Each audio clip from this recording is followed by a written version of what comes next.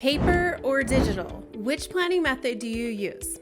Listen up, I'm about to show you how I use both of them in my business.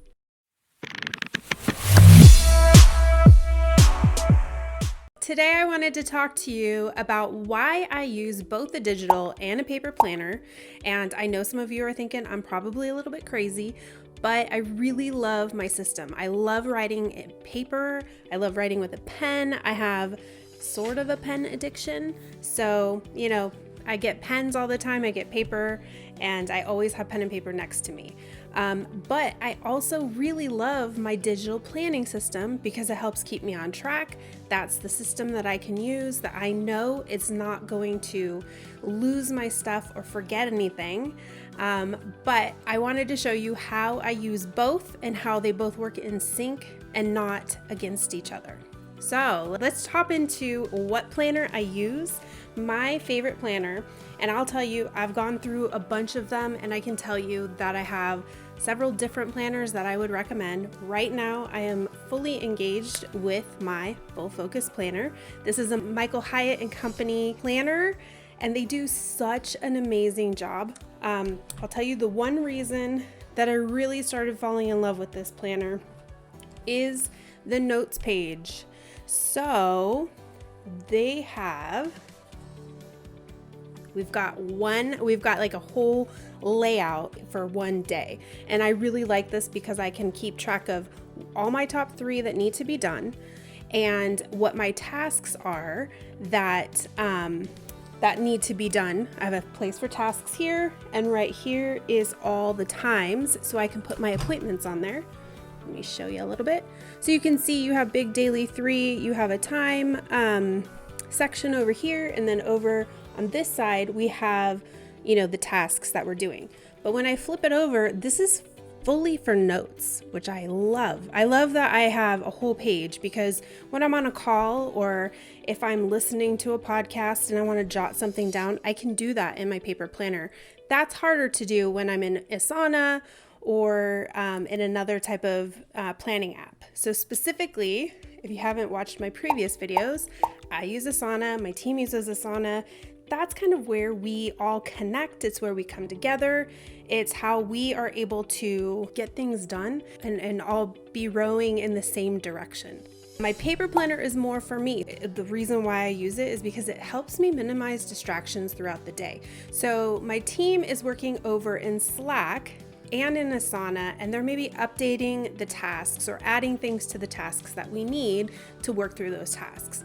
But sometimes that gets distracting to me, and I'm one of those people that if I don't have the notifications on, my mind is at much more ease and I'm able to get the things done that I need to get done.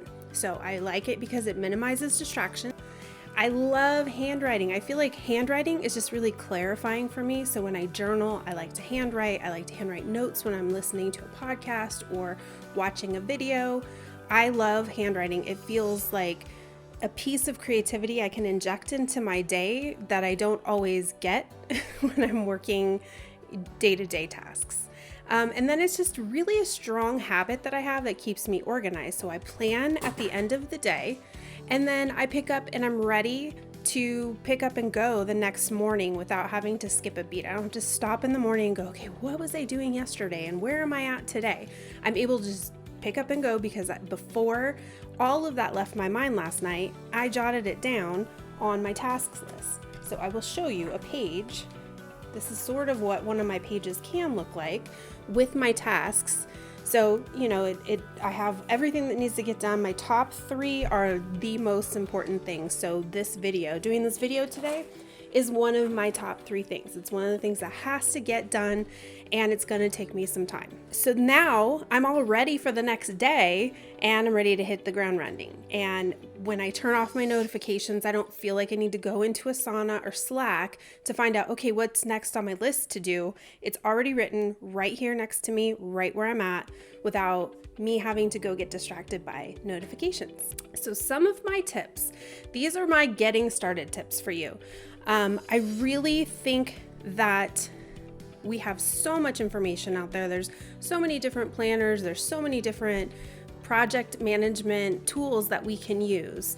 But really what it comes down to is what works for you best. So I've used Asana for many years, and I've used a paper planner for many years. Now I've started to get a little bit better at connecting the two and really leveraging Asana to help me and my team keep all the tasks in one place, and so they don't get lost. And if it's something we need to look at in 3 months from now in the next quarter, it's documented there. I think that it just matters what works for you, because like Asana and ClickUp, Monday, they all kind of work the same. They have little different pieces to it, and I think those are preferences that maybe you should try the different platforms to see if that helps you. So get something that works for you is my tip. Like, you don't have to use the tools that I use. I just love what I love, and I recommend the things that I love and how I can help you learn those things as well. So make sure you get a planner that you love and enjoy to write in. So if you don't like the Full Focus planner, get something that you do like. There's Erin Condren has some amazing planners out there. That was the company I was using to get my planners before that I liked, and they're kind of set up similar. Make sure that it's pretty, a little bit simple. You want to open that planner up every day. You want a place to take notes. If times for appointments are important to you because you have calls and appointments or Zoom calls during the day, make sure you've got that. If you need a list for your tasks, make sure there's a place for that. So whatever your needs are, just make sure it fits your needs. This planner fits my needs super well. There are a couple things about it that I would probably change, that I would like done a little bit differently, but for the most part, this satisfies my day-to-day needs. So that is my favorite. So now I wanted to just talk about my workflow a little bit, how I use them both together. So I will open up Asana, and in Asana, I do have a list of tasks. And what I do is I look at those tasks and the due dates. I have a task list in there, and then we also have project lists, and I can go through and I can see what needs to be done this week.